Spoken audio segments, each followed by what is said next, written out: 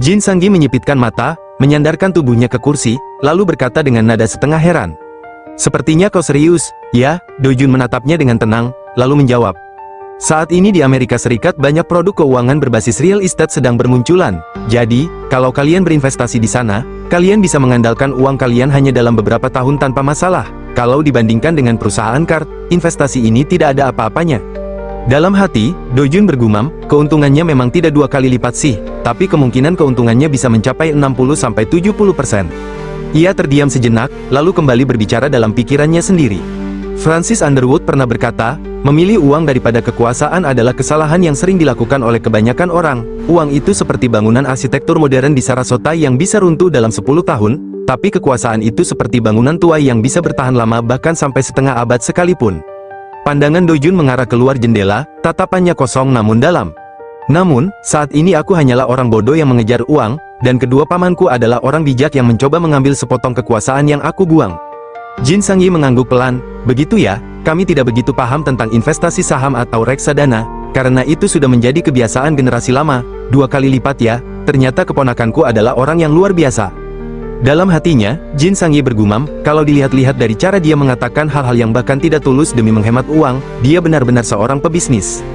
Tiba-tiba, Jin Dogi menyela pembicaraan dengan nada curiga. Hei, Dojun, apa mungkin kau berencana untuk menyerahkan Soyang Financial Services Card kepada Dayun Group? Dojun menjawab santai tapi serius, tidak, aku masih belum memutuskannya.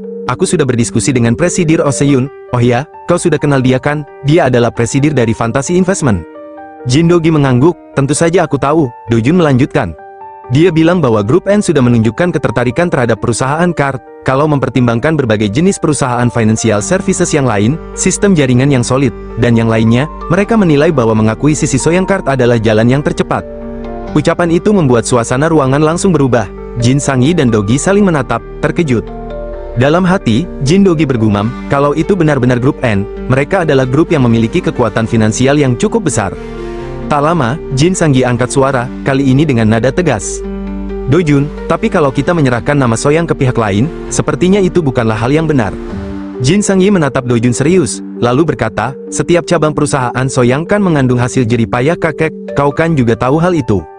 Dojun terdiam sejenak, dalam hatinya, ia bergumam. Dia tahu aku akan melemah kalau menyangkut soal kakek, jadi dia ingin memainkan perasaanku, ya? Lalu, dengan nada tenang, Dojun menjawab, aku masih belum memutuskan apapun kok, ini juga bukanlah suatu hal yang harus diputuskan dengan terburu-buru. Namun dalam hatinya, pikirannya bergejolak, pasti dia merasa gelisah, karena kalau aku terburu-buru mengambil keputusan, Soyang Card bisa jatuh ke tangan pihak lain sebagai risikonya. Tapi kalau aku juga terlalu santai dan berubah pikiran, akuisisi perusahaan Soyang Card bisa saja lenyap begitu saja. Matanya kemudian melirik ke arah pamannya yang duduk tak jauh darinya. Terutama paman kedua, dia terlihat sangat putus asa untuk mengakuisisi perusahaan Soyang Card. Kalau mempertimbangkan likuiditas kas, semakin cepat dia mengakuisisi Soyang Card, maka semakin besar juga keuntungan yang akan dia dapatkan. Jin Sanggi pun mencondongkan tubuhnya ke arah Dojun dan berkata, Dojun, bagaimana kalau kau menyerahkan Soyang Card kepada kami saja, kami akan memberikanmu harga yang bagus. Namun belum sempat Dojun menanggapi, Jin Dogi langsung menyela dengan nada tinggi. Kami, apa maksudnya? Jin Sanggi tersenyum tipis, mencoba meredakan ketegangan. Kakak, maksudku adalah, kita bisa melakukan akuisisi bersama, bukan membagi kepemilikan, tapi menggabungkan kekuatan. Tapi Jin Dogi langsung marah, atas dasar apa kau memutuskan begitu? Aku sudah cukup melihat omong kosong kalian, ini benar-benar keterlaluan. Nafasnya memburu, lalu ia menatap tajam Dojun. Dojun, berhentilah berbicara omong kosong dan serahkan Soyang Card kepada pamanmu ini, kau juga kesulitan mengelolanya, kan? Jadi berikan saja padaku, dan aku akan memberikan harga yang bagus.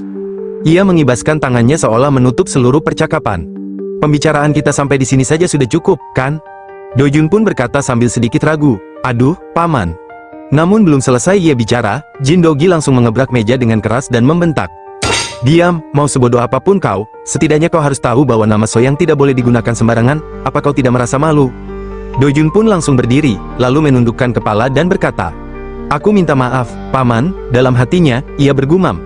Padahal paman kedua seharusnya turun tangan langsung, tapi kenapa dia malah ragu-ragu seperti itu? Tiba-tiba, Jin Sanggi ikut angkat bicara, kakak, membentaknya seperti itu tidak akan menyelesaikan masalah, lagi pula, memangnya Dojun tahu apa sih? Ia melirik Dojun sejenak dan menambahkan, walaupun begitu, Dojun adalah anak yang cerdas, jadi kalau kita membujuk dengan baik, dia pasti akan mengerti. Kemudian ia berkata pelan, "Duduklah." Dojun mengangguk. "Baik," Jin Sanggi melanjutkan, "kau kan sekarang sudah menjadi orang dewasa dan juga pemegang saham utama dari Soyang Financial, kan? Jadi kau pasti paham betapa besarnya masalah ini. Di sini dan sekarang, cukup janjikan satu hal saja." Dojun menatapnya, "Baik, janji apa saja yang harus kubuat?" Jin Sanggi menjawab, "Meskipun kita melepas Soyang Card, nama Soyang tidak boleh hilang. Kakek sangat menyayangimu, bukan? Setidaknya, demi itu kau harus mendengarkan kami." Dojun bertanya lagi, "Maksudmu, apakah kau ingin aku menjualnya kepada kalian berdua?" Belum sempat dijawab, Jin Dogi kembali menyela dengan marah. "Kalian berdua apanya? Serahkan padaku." Tiba-tiba Jin Sanggi juga ikut terpancing. "Kakak, ayolah, berhenti bersikeras seperti ini."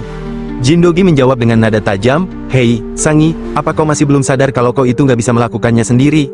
Ia menatap tajam, lalu mengangkat satu jarinya. 1 triliun won, 1 triliun won. "Sangi, apa kau bisa mengumpulkan uang sebanyak itu?" Kemudian ia menambahkan, "Mau itu bajak, mesin, atau apapun, kau tetap harus menjual anak perusahaanmu untuk bisa mengumpulkan dana sebanyak itu, kau tahu itu kan?" Lalu, sebelum suasana makin panas, Dojun buru-buru menimpali. Maaf, Paman, aku menyela pembicaraan." Setelah itu, Dojun berkata dengan tenang, "Bukan 1 triliun. Kedua pamannya langsung terkejut. "Apa?" Dojun melanjutkan, "Lebih dari 1 triliun. Begini saja, berdasarkan perhitungan dari Fantasi dan Soyang Card, valuasi minimumnya adalah 1,2 triliun won. Menurutku, 1,4 triliun sudah cukup. Kalau kalian bersedia membayar sebanyak itu, aku akan serahkan Soyang Card demi menjaga nama besar keluarga Soyang." Dalam hati, Dojun bergumam, angka 1,4 triliun ini jelas menunjukkan kalau Jin Sanggi memang ingin mengumpulkan uang sebanyak itu, satu-satunya cara adalah dengan menjual anak perusahaannya atau menjadikan saham perusahaan sebagai jaminan pinjaman ke bank. Lalu, Jin Dogi pun menatap Dojun dan berkata, "Baiklah, aku juga perlu menganalisisnya lebih lanjut. Tapi aku akan berusaha sebisa mungkin memenuhi syarat yang kau ajukan. Dojun, sekarang kita bisa memanggil tim eksekutif dan mulai bernegosiasi." Dojun dalam hati tersenyum sinis, pertarungan yang selesai dengan mudah itu tidak menarik, harus ada sedikit darah yang mengalir, baru terasa seru. Lalu, dia berkata sambil tersenyum kecil, "Kalau begitu, pembayaran dari penjualan ini akan menggunakan obligasi dengan jangka waktu 3 tahun, kita ini keluarga, jadi setidaknya harus memberikan sedikit kelonggaran. Lagi pula, aku sendiri sedang tidak butuh uang dalam waktu dekat, aku akan segera memberitahu tim operasional untuk menyiapkan detailnya." Dalam hati, Jin Dogi dan Jin Sanggi sama-sama terkejut, mereka bergumam pelan. Obligasi, dengan jangka waktu 3 tahun, sementara itu, Dojun hanya tersenyum tipis. Dalam hati, dia bergumam dengan nada sinis. Obligasi 3 tahun, dengan kata lain, ini transaksi kredit, ada pepatah yang bilang, kalau dibayar nanti, bahkan sapi pun bisa dimakan habis. Jin Sanggi mulai terlihat gelisah, dia memicingkan mata, menatap Dojun, lalu berkata, "Tunggu, jadi kau serius menjualnya dengan harga segitu, tapi pakai obligasi?" Dojun tetap tenang dan menjawab, "Ya, tapi dengan syarat jelas, harga 1,4 triliun won, toh kalau ditambah utang bank, totalnya jadi sekitar 900 miliar, jadi bukan angka yang mengada-ada." Jin Sanggi tampak berpikir keras, dalam benaknya, ia bergulat bukan soal nominalnya lagi, tapi apakah ia mampu menerbitkan obligasi sebesar itu. Sementara itu, Dojun hanya mengamati dengan dingin sambil bergumam dalam hati. Ini bukan cuma hitung-hitungan angka, mereka cuma fokus pada satu hal. Apakah mereka sanggup mengeluarkan obligasi senilai hampir 1 triliun won, itu saja. Dojun memperhatikan Jin Dogi yang terlihat sedang berpikir keras. Dalam hati, ia kembali bergumam dengan sinis, sebuah bom waktu dengan sisa waktu 3 tahun, dan mereka malah saling mengincar untuk mendapatkannya. Tiba-tiba, Jin Dogi bersuara keras, "Dojun, apa kau masih waras? Obligasi 3 tahun? Serius? Begitu kartu itu dijual, aliran pendapatan akan terputus, kau bisa langsung terjepit tekanan finansial." Namun, sebelum suasana makin memanas, Jin Sanggi buru-buru menyela, "Kak, hentikan omong kosong itu, semua anak perusahaan yang dipegang Dojun tidak ada bedanya dengan bank pencetak uang, tekanan apa yang kau maksud?" Dengan nada menyindir. Ia melanjutkan, "Dojun, menilai perusahaan kartu kredit sebesar 1,4 triliun won, maksudmu, kau akan merebut semua anak perusahaan juga?" Dojun pun menjawab dengan tenang, "Ya, kecuali 3 atau 4 anak perusahaan yang memang terkait langsung, semua saham inti dari anak perusahaan lainnya akan dipindahkan." Ia lalu melanjutkan sambil menatap mereka tajam, "Kalau termasuk saham di Soyang Life Insurance dan Soyang Security, jumlahnya bisa hampir mencapai 3 triliun. Jin Sanggi berkata, "Bagus, dan kau akan menerima seluruh pembayaran penjualan dalam bentuk obligasi dengan jangka waktu 3 tahun? Dojun berkata dengan tersenyum lebar, "Ya, Paman, karena kita adalah keluarga." Senyumnya begitu tenang, tapi menyimpan tajam yang tak bisa disembunyikan. Beberapa saat setelah Dojun meninggalkan ruangan, suasana menjadi berat dan tegang. Jin Sanggi akhirnya memecah keheningan dan bertanya pelan, "Bagaimana menurutmu, kakak?" Jindogi masih terpaku dalam pikirannya, menjawab singkat, apa? Sangi melanjutkan, apa Dojun benar-benar serius tadi? Jindogi menghela napas dan berkata, jangan berpikir terlalu rumit, entah dia sedang menyembunyikan jati dirinya atau memang dia seperti itu, tetap saja tidak ada yang berubah. Pada akhirnya, kita harus mengambil semua perusahaan dan saham yang dia miliki. Sangi lalu bertanya dengan ragu, tapi, kakak, apa kita benar-benar perlu mendapatkan Soyangkart juga? Katanya dia tidak punya saham grup di sana. Mendengar itu, Dogi menoleh dan berkata dengan nada kesal, dasar bocah, kenapa ekspresimu cuma kayak gitu saat kau lagi menginginkan sesuatu? Sangi berkata pelan, kakak, tapi Dogi langsung memotong, cukup, apa gunanya pura-pura jadi saudara yang rukun sekarang? Semua ini cuma soal siapa yang dapat lebih banyak. Sangi mulai tersulut emosi, jadi kita akan mengadakan lelang hanya demi satu perusahaan, kita berdua tahu yang paling untung nanti cuma Dojun, kan? Dogi membalas dengan tajam, kau gak mau bertengkar tapi juga gak rela kalau aku yang untung, kalau kau gak siap buang uang, mending menyerah sekarang. Sangi ikut naik nada, sebenarnya apa alasanmu? Memang benar Soyangkart bagus buat mutar uang tunai, tapi kakak kan udah punya Soyang elektronik, kakak juga punya banyak perusahaan barang konsumen, gak mungkin kekurangan kas, kenapa kakak sekeras itu? Kenapa kakak selalu jahilin aku? Dogi menatap tajam, matanya menyala, apa, menjahilimu? Dia lalu berdiri, membanting gelas di tangannya ke lantai, dan berteriak, aku yang dijahili, aku yang selalu dijahili oleh ayah. Jindogi melanjutkan dengan suara penuh emosi, sejak aku belum dewasa, ayah selalu bilang hal yang sama, Dogi, kau akan jadi pemimpin Soyang di masa depan. Aku akan berikan segalanya padamu, jadi, kau harus membangun Soyang yang lebih megah. Ia menggebrak meja sambil berteriak, aku hidup dengan mempercayai kata-kata itu selama puluhan tahun, tapi sekarang, di usiaku ini, aku bahkan belum dapat setengahnya. Apa kau mengerti maksudku? Entah itu milikku, milikmu, atau milik keponakan kita, semuanya adalah milikku. Tapi sekarang aku harus membeli milikku sendiri dengan uang, itu benar-benar menyebalkan. Setelah mendengar ledakan emosi dari kakaknya, Jin Sangi hanya terdiam sejenak, lalu dalam hatinya bergumam dengan lirih namun tajam, inilah beban menjadi anak tertua, dipenuhi harapan orang tua, namun juga diselimuti tekanan yang tak terkira. Ia mulai memahami bahwa kakaknya, Jindogi, selama ini hidup dalam bayang-bayang janji sang ayah, janji bahwa segala sesuatu akan menjadi miliknya. Tapi karena keyakinan itu, Jindogi menjadi keliru, seolah-olah semua milik keluarga otomatis adalah haknya. Dengan suara tenang namun syarat makna, Jin Sangi berkata, aku mengerti pikiranmu, kakak. Jindogi menanggapinya tajam, maksudmu kau mengubah pikiranmu? Jin Sangi menatap lurus dan menjawab, awalnya aku berpikir, kita bisa membesarkan perusahaan masing-masing, saling melengkapi jika ada kekurangan, bahkan bertukar jika diperlukan, seperti sebuah kompetisi sehat, tapi, sekarang aku sadar, itu mustahil. Jindogi menyipitkan mata, apa maksudmu? Sambil berdiri perlahan, Jin Sangi menatap tajam ke arah kakaknya dan berkata dengan nada menantang, maksudku, mari kita bertarung memperebutkan saham, sampai salah satu dari kita benar-benar jatuh dan tak bisa bangkit lagi.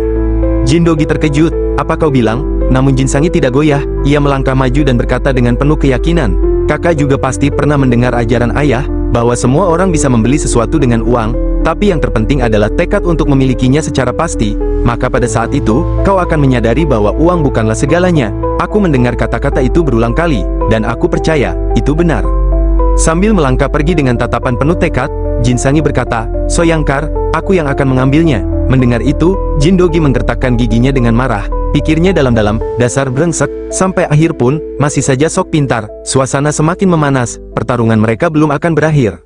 Di sisi lain, di grup Soyang, Dojun menatap bawahannya dan bertanya, bagaimana dengan yang diperintahkan? Orang itu menjawab, keempat direktur sudah menunggu di ruangan Anda, dan para karyawan juga siap di depan setiap ruang direktur. Begitu Anda masuk, semuanya akan langsung dimulai. Dojun mengangguk, mari kita selesaikan ini dengan cepat. Setelah itu, mereka masuk ke ruangan. Dojun melihat keempat direktur yang sudah duduk, lalu ikut duduk dan berkata dengan tenang, silakan duduk dengan nyaman semuanya. Dojun pun menatap Direktur Leminsop dan berkata, Direktur Leminsop, Soyangkart sudah diputuskan untuk dijual. Mulai hari ini, Anda diberhentikan. Seorang pria paruh baya berkacamata mengangguk pelan. Dojun melanjutkan, saat aku bicara dengan Wakil Presiden Dogi dan Jin Sangi, mereka bilang kalau mereka ingin mengakuisisi Soyangkart, pengangkatan kembali Direktur Leminsop tergantung pada mereka. Dalam hatinya, Dojun melihat senyum tipis dari Leminsop dan bergumam sinis, apakah dia benar-benar bodoh? Bukankah paman yang punya kuasa dan ada banyak yang mendukungnya? Dojun menatap dua direktur lain, Wo Chan dan Ko Ingyu, lalu berkata, kalian juga diberhentikan. Pergilah ke para paman Ko, karena kalian lebih loyal pada mereka daripada padaku. Mereka pasti akan memberi kalian tempat. Salah satu direktur sempat bertanya dengan ragu, tunggu, apa maksudmu ini? Dojun menatap tajam dan berkata, apa kalian baru sadar sekarang siapa yang pegang kendali penunjukan? Mereka pun terdiam. Dojun menambahkan, ini peringatan. Mulai saat kalian keluar dari ruangan ini, lupakan semua yang terjadi di Soyang Group. Kalian boleh mengenang masa lalu dalam pikiran kalian, tapi jangan sekali-kali membicarakannya. Kalau aku tahu satu pun tulisan tentang Soyang muncul, aku akan menggali masa lalu kalian sampai tuntas. Dalam hati Dojun bergumam, kalau sudah sampai posisi direktur di anak perusahaan Soyang Group, tubuhmu pasti sudah penuh debu kasus, bahkan bisa berlumpur parah. Kalau mulutmu tidak berhati-hati, mereka tahu betul tinggal tunggu waktu sebelum jadi objek penyelidikan atau bahkan tersangka. Lalu Dojun berkata, baiklah para direktur, mari kita hapus jejak terakhir Soyang Group dari kalian, keluarkan ponsel kalian. Mereka pun mengeluarkan ponselnya. Dalam hati Dojun terus berpikir, ponsel itu memang dibagikan saat seseorang naik jadi eksekutif. Meski untuk urusan bisnis, banyak yang gak bisa bedain urusan publik dan pribadi, sering telepon pribadi juga. Tapi fakta tetap, itu adalah milik perusahaan. Lalu Dojun menatap tajam ke para direktur dan berkata, jangan terlalu khawatir, aku tidak akan melihat isi percakapan pribadi kalian. Aku hanya akan periksa urusan kerjaan saja dan berencana untuk hapus ponselnya. Dia menambahkan, mungkin kalian punya banyak yang ingin dikatakan, tapi simpan saja. Maaf, aku tidak mau dengar sepatah kata pun. Suasana langsung jadi tegang setelah itu. Lalu Dojun memberi isyarat, dan bawahannya langsung menjelaskan bahwa tim audit sedang mengurus barang-barang di setiap ruang direktur. Mereka akan periksa satu persatu dan kirimkan barang pribadi ke rumah masing-masing. Di depan gedung juga sudah ada mobil yang siap mengantar para direktur ke tujuan mereka. Setelah itu, para direktur pun bangkit dan keluar ruangan. Setelah para direktur lainnya meninggalkan ruangan, hanya tersisa satu orang yang masih duduk di tempatnya. Suasana menjadi lebih tenang, namun ketegangan belum sepenuhnya menghilang. Dojun berkata dengan suara tegas namun sopan, Direktur Soyang Fire Insurance, Yoon Ho-il. Direktur itu mengangguk perlahan, iya, jawabnya singkat. Dojun menatapnya lurus dan mulai berbicara, Soyang Fire Insurance adalah perusahaan yang belum terdaftar di bursa, dan seperti yang kamu tahu, 75% sahamnya dimiliki oleh Soyang Life Insurance. Anda betul sekali, jawab Yoon Ho-il, mencoba menjaga ekspresi tetap netral meski terlihat gugup. Dojun melanjutkan tanpa basa-basi, nadanya mulai lebih serius, aku ingin tahu pendapatmu, Direktur, apakah kamu berencana untuk bertindak bersama dengan 3 orang yang baru saja keluar, atau kamu ingin mengambil alih Soyang Life Insurance, perusahaan induk dari perusahaanmu sendiri, dan menunjukkan kemampuan serta kinerjamu? Pernyataan itu membuat Direktur Yoon Ho-il terkejut, ia tak menyangka akan mendapat tawaran sebesar itu. Dalam diam, Dojun bisa melihat gejolak di dalam pikirannya, dia pasti ingin melompat kegirangan sekarang, pikir Dojun dalam hati. Tapi hubungan masa lalunya dengan orang-orang yang barusan pergi mungkin membuatnya merasa seperti pengkhianat. Namun Dojun juga tahu, hubungan itu tidak cukup kuat untuk membuat Yoon menolak tawaran ini. Hanya saja, dalam situasi seperti ini, Direktur Yoon butuh alasan yang masuk akal untuk mengambil keputusan yang besar. Dengan nada yang sedikit lebih lembut, Dojun pun berkata, mohon bantuannya. Seperti yang mungkin sudah kamu sadari, sekarang adalah saatnya pergantian generasi, dan inti dari perusahaan bagian keuangan Soyang Group, tidak peduli apa kata orang, sudah jelas adalah Soyang Life Insurance, tak ada orang yang lebih tepat untuk menempati posisi itu, selain kamu, Direktur Yoon. Direktur Yoon, yang merasa diberi kesempatan besar, tidak bisa menyembunyikan rasa terima kasihnya. Dengan penuh hormat, ia berkata, pertama-tama, saya ingin mengucapkan terima kasih. Saya akan melakukan yang terbaik agar tidak mengecewakan Anda di masa depan. Suaranya tegas namun penuh keyakinan, seolah mengukuhkan komitmennya untuk memenuhi ekspektasi yang kini tersemat padanya. Dojun hanya tersenyum kecil, tampak puas dengan respons tersebut. Terima kasih atas penerimaanmu yang begitu mudah, Direktur Soyang Life Insurance, Yoon Ho-il, ucapnya, merasa bahwa langkah selanjutnya akan berjalan mulus dengan keputusannya ini. Dalam hati, Direktur Yoon bergumam, Soyang Life Insurance. Kata-kata itu terus berputar dalam pikirannya. Begitu banyak yang harus dia buktikan dalam peran baru ini. Tetapi di sisi lain, ia merasa mendapatkan kesempatan langka yang bisa mengubah arah karirnya. Kemudian, seorang bawahan Dojun yang ada di sampingnya berkata, sekarang mari kita pergi ke ruang konferensi utama, semua eksekutif bagian keuangan sedang menunggu. Dojun mengangguk dan segera berdiri dari tempat duduknya. Dengan langkah mantap, ia menatap Direktur Yoon dan berkata, Direktur Yoon, mari kita pergi bersama. Aku akan membuat pengumuman tentangmu kepada para eksekutif. Direktur Yoon mengangguk sambil berkata singkat, baik. Dengan sikap tegas dan siap menerima amanah, ia berjalan berdampingan bersama Dojun menuju ruangan berikutnya, yang telah disiapkan sebelumnya oleh bawahannya, Yang. Setibanya di sana, ruangan itu sudah dipenuhi oleh para eksekutif bagian keuangan. Dojun duduk di kursi utama, memandangi seluruh ruangan dengan tenang namun penuh wibawa. Ia lalu membuka pembicaraan, selamat siang semuanya. Aku Jin Dojun. Suaranya terdengar mantap, dan perhatian semua orang langsung tertuju padanya.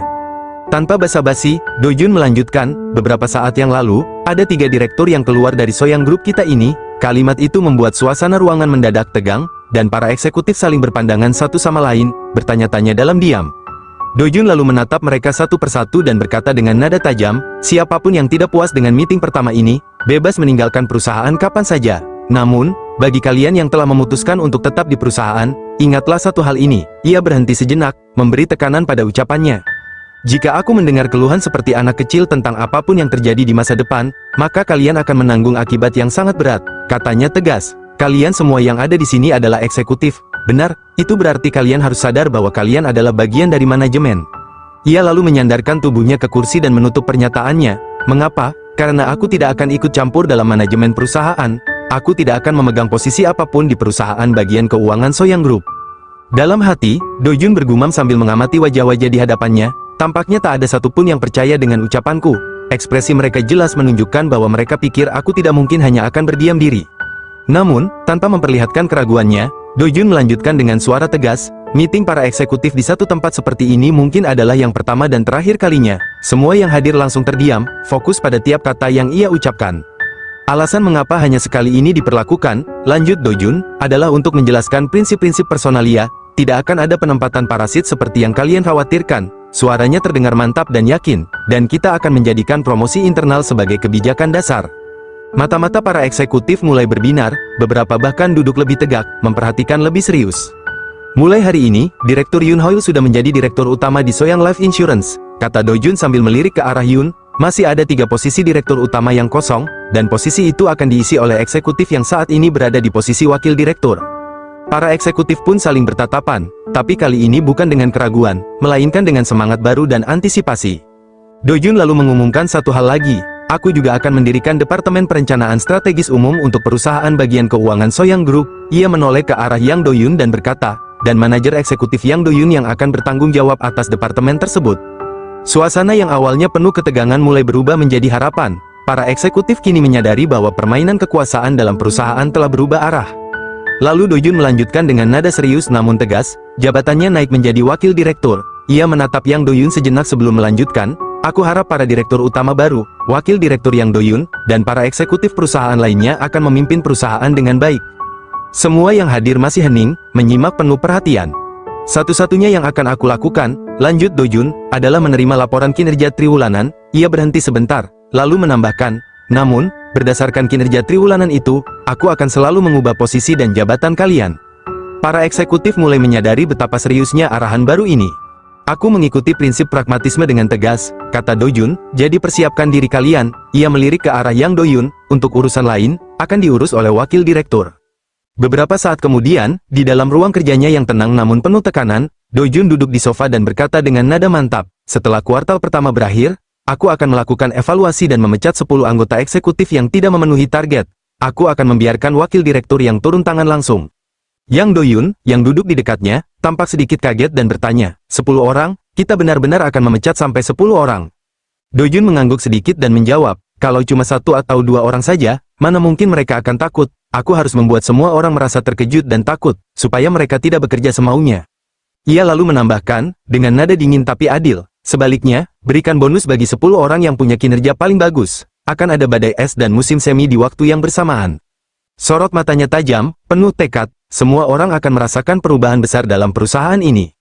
Yang pun mengangguk pelan dan berkata, benar, sebaiknya kita memang memberikan bonus yang besar untuk mengimbangi pemecatan 10 eksekutif lainnya. Tapi, apa semuanya akan baik-baik saja?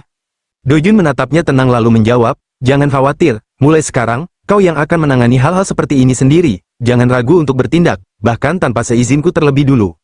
Mendengar itu, Yang langsung merespons dengan penuh keyakinan, kalau kau memberiku kekuasaan penuh, aku tidak akan mengecewakanmu. Dojun tersenyum kecil, lalu berkata, nanti aku pasti akan memberimu kekuasaan penuh, jadi, jangan khawatir. Dengan tatapan yakin, Yang pun menjawab, aku akan menantikannya. Keesokan paginya, di universitas tempat Dojun kuliah, dia mengenakan baju wisudanya dengan rapi. Di sampingnya ada Myung yang tampak lesu. Dojun menoleh dan bertanya santai, bagaimana? Apa masih sanggup sekarang? Sudah 2 minggu, kan? Myung menunjuk wajahnya yang tampak lelah dan berkata, lihatlah wajahku sekali saja. Dalam hati, Dojun bergumam, aku tahu masuk ke lembaga pelatihan kehakiman itu pasti sibuk, tapi nggak ngangka sampai separah ini. mukanya kelihatan kayak habis diseret kehidupan. Lalu Dojun menawarkan, mau ku kirimi beberapa ginseng liar biar tenagamu pulih? Myung menjawab dengan lemas tapi bercanda, pelatihan itu rasanya udah kayak penjara, kalau cuma ginseng, mana cukup, makanya sesekali datanglah jenguk aku. Dojun tersenyum dan berkata, sudah, nanti aku bakal coba datang.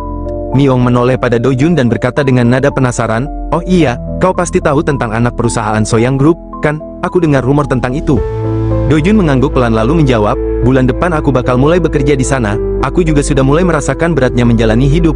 Di keluargaku ada tradisi, kalau ada anggota keluarga yang tidak bisa bekerja, maka dia akan diasingkan ke daerah GOJ. Myung terkejut mendengar itu, lalu berseru sambil mengerutkan dahi, awas saja kalau kau sampai diasingkan juga, aku pasti akan menarik rambutmu dan mengurungmu di apartemen kecil. Dojun hanya tersenyum kecil, hatinya hangat meski beban hidup mulai terasa di pundaknya. Tiba-tiba, di pintu masuk aula kampus, kakek Dojun muncul, para wisudawan segera berdiri dan menyambutnya dengan hangat, tapi kakeknya hanya tersenyum tenang. Tak lama kemudian, orang tua Dojun dan bibinya juga datang. Dojun menoleh ke Myung dan berkata, Myung membalas, iya. Dojun lalu bilang, sebaiknya kita pergi saja. Namun dalam hati dia bergumam, sial, sepertinya sudah terlambat. Tak lama, kakeknya sudah berdiri tepat di depan mereka dan berkata, hei, nak, kalau kau lihat kakek, seharusnya kau datang menyapa, kenapa lama sekali? Dojun hanya tertawa kecil. Kakeknya menatap mereka lalu berkata, wajahmu cantik juga ternyata, beda sekali dengan ayahmu, pasti ibumu juga cantik. Sambil menoleh ke arah Myung hanya terdiam. Kakek Dojun lalu bertanya lagi, tidak, ngomong-ngomong, namamu siapa? Myung menjawab, nama saya Seo Myung, maaf karena terlambat memberi salam. Kakek itu tersenyum kecil sambil mengangguk, Tiba-tiba, ayah Dojun menepuk bahunya dan berkata dengan senyum bangga, selamat atas kelulusanmu. Padahal dulu kau nggak terlalu peduli sama belajar, tapi kau berhasil melaluinya dengan sangat baik. Namun suasana hangat itu langsung disela oleh bibinya dari belakang yang nyeletuk, memangnya apa hebatnya dia? Dia pasti cuma bersikap manis di sekolah. Kakeknya langsung menoleh dan berkata dengan nada kesal, Cih, apa kau nggak bisa lebih hati-hati kalau bicara? Bibinya malah menatap tajam ke arah Myung dan bertanya, kau pacarnya Dojun? Seo Myung pun menjawab dengan tegas tapi tetap sopan, hah, iya, saya pacarnya Dojun saat ini, saya Seo Myung. Bibinya langsung menanggapi, apa maksudmu, saat ini, jadi bisa berubah nanti? Dojun langsung menengahi, ini pacarku, Seo Myung, dia teman seangkatanku tahun lalu, dia juga sudah lulus ujian hukum dan sekarang sedang menjalani pelatihan di lembaga pelatihan judisial. Kakeknya mendengar itu langsung tersenyum puas dan berkata, oh, luar biasa, ternyata kau sudah lulus, ya. Tiba-tiba, seseorang menghampiri dan menyapa dengan sopan, halo, Presdir. Kakek Dojun langsung menoleh dan matanya berbinar, astaga, Hakim Seo, sudah lama ya kita nggak bertemu, ayahmu nggak datang ke sini, kenapa aku nggak melihatnya? Hakim Seo menjawab dengan senyum hormat, benar, ayah agak kesulitan bergerak sekarang, jadi nggak bisa hadir. Tapi kalau beliau tahu Presdir juga datang, pasti akan memaksakan diri buat hadir, sayang sekali, ya. Dalam hati, Dojun bergumam heran, jadi kakekku ternyata sudah kenal ayahnya Seo Myung dari dulu. Lalu kakeknya menoleh ke arah Myung dan Dojun sambil berkata, aku nggak tahu kalian sadar atau enggak, tapi ayah dari Hakim Seo ini adalah Ketua Mahkamah Agung. Bibi Dojun tampak terkejut mendengarnya, lalu Jin Yongchul melanjutkan ceritanya dengan nada agak kesal. Orang itu yang menjatuhkan denda sebesar 20 miliar won ke Soyang Group kita. Tapi tiba-tiba dia malah tersenyum dan berkata lagi, aku bahkan menemuinya langsung dan menjamunya dengan sup bosintang demi minta keringanan. Tapi dia tetap nggak bergeming.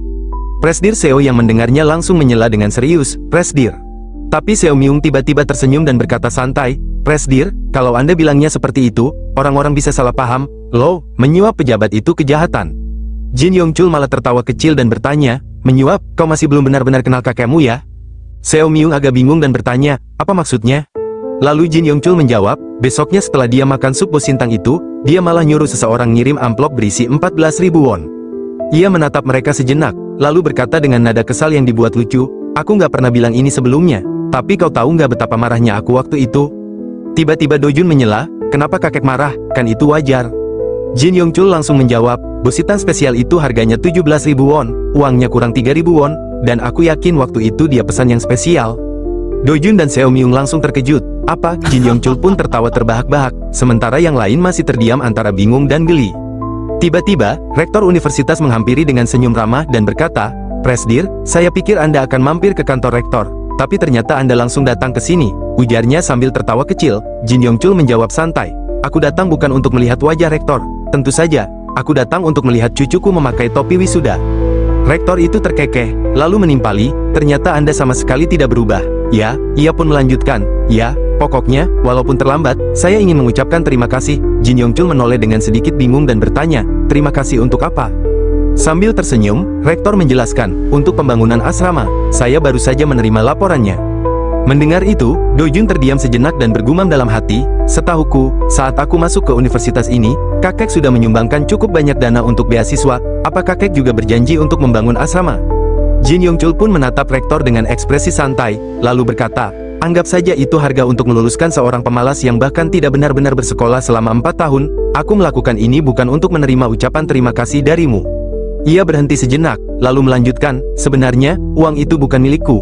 Aku tidak tahu apakah kau tahu atau tidak, tapi uang itu adalah sumbangan dari Dea Construction, kau bisa menelepon Direktur Oh Se-Yun nanti. Rektor mengangguk dan menjawab, oh begitu ya. Sementara itu, Dojun melirik ke arah kakeknya sambil bergumam dalam hati, kalau itu dari Dea Construction, itu berarti uangku, kan? Tapi kenapa kakek yang menerima ucapan terima kasihnya? Tiba-tiba, kakeknya pun mendekat dan membisikkan sesuatu di telinga Dojun, membuat nama baik dengan uang orang lain juga bagian dari bisnis, ingat baik-baik, ya. Kemudian tanpa memberi kesempatan Dojun menjawab, Jin Yongchul langsung menyalami Rektor dan tertawa terbahak-bahak, seolah tak ada yang aneh. Sementara itu, Dojun hanya diam mematung, menatap mereka dengan wajah tidak senang. Pada sore hari itu, Dojun datang ke rumah kakeknya. Ia menyerahkan ijazah kuliahnya sambil berkata, ini hadiah untuk kakek. Kakeknya mengambil ijazah itu, menatap sebentar, lalu bertanya, itu ijazah, kan?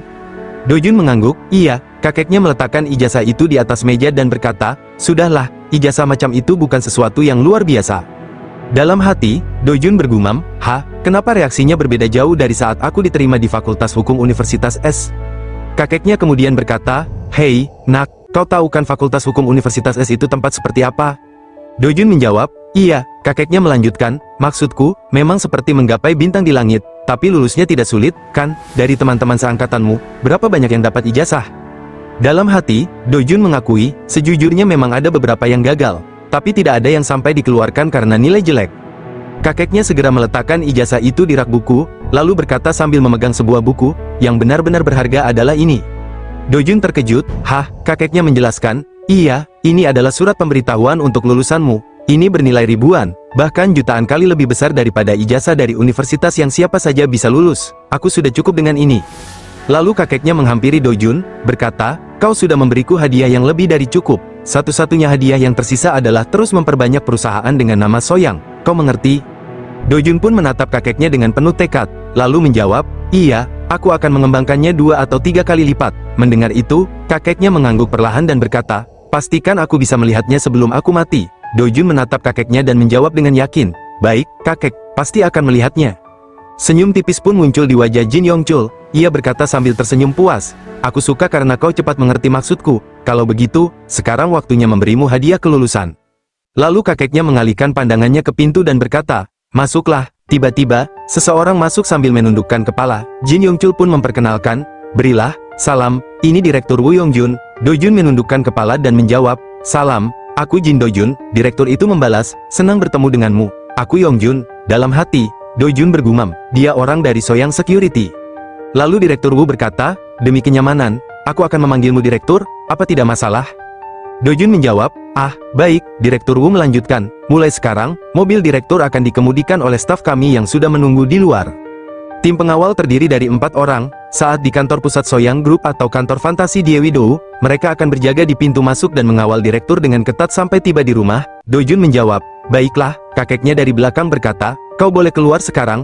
Ya, kedepannya kau akan sedikit menderita. Direktur Wu berkata, tidak perlu berlebihan, saya hanya menjalankan tugas. Setelah Direktur Wu pergi, kakeknya bertanya, kau tahu siapa dia, kan? Dojun menjawab, iya, orang itu dari Soyang Security, bukan? Kakeknya tersenyum kecil, benar, aku sudah menyiapkan tim yang akan bekerja untukmu. Direktur Wu akan mengurus sekitar 40-50 orang. Dalam hati, Dojun bergumam, untuk sekadar pengawalan, tidak perlu sampai sebanyak itu. Bahkan dengan sistem shift, 10 orang saja sudah cukup. Mereka memang disebut pengawal keamanan. Tapi selain tugas itu, mereka juga menangani pekerjaan ilegal. Apakah nanti aku akan memberi mereka perintah lain selain pengawalan? Lalu kakeknya bertanya, kenapa? Kenapa kau begitu terkejut? Dojun menjawab, tidak. Itu karena jumlahnya terlalu banyak. Kakeknya tersenyum dan berkata, jangan pernah berpikir untuk menambahnya lagi hanya karena kau merasa kurang. Dojun pun hanya terdiam. Setelah menjelaskan peran direktur eksekutif, kakeknya menatap Dojun dengan serius dan berkata, mulai sekarang, direktur eksekutif Wu akan memprioritaskan semua instruksimu. Dia akan selalu siap dihubungi, 24 jam penuh. Jadi, kapanpun kau membutuhkannya, jangan ragu untuk menghubunginya. Dojun yang mendengar itu tampak sedikit ragu, lalu bertanya, apa mereka akan menangani semua hal? Kakeknya mengangguk pelan, iya, mereka akan menangani semua yang kau inginkan. Namun, kemudian suaranya berubah menjadi sedikit tegas. Tapi, jangan pernah menyuruh mereka melakukan hal-hal yang bisa menyinggung harga diri mereka. Dojun pun terdiam sejenak, sebelum akhirnya menatap kakeknya dan bertanya dengan nada serius. Tapi, kakek, seberapa jauh aku bisa mempercayai direktur eksekutif Wu? Kakeknya tersenyum kecil dan berkata, dia adalah orang yang akan menyimpan rahasia burukmu yang paling dalam, dan akan membawanya sampai mati. Apakah itu sudah menjawab pertanyaanmu? Dojun mengangguk, begitu ya, aku mengerti. Aku akan menggunakan kepercayaan itu dengan baik. Lalu kakeknya berkata, sudah cukup, sekarang pergilah, pasti banyak yang harus kau urus. Dojun tersenyum, tidak, hari ini aku punya banyak waktu luang, kakek memberiku hadiah kelulusan yang luar biasa, jadi tidak sopan kalau aku hanya menerimanya lalu pulang. Kakeknya menjawab, begitu ya, kalau begitu, bagaimana kalau kita minum-minum?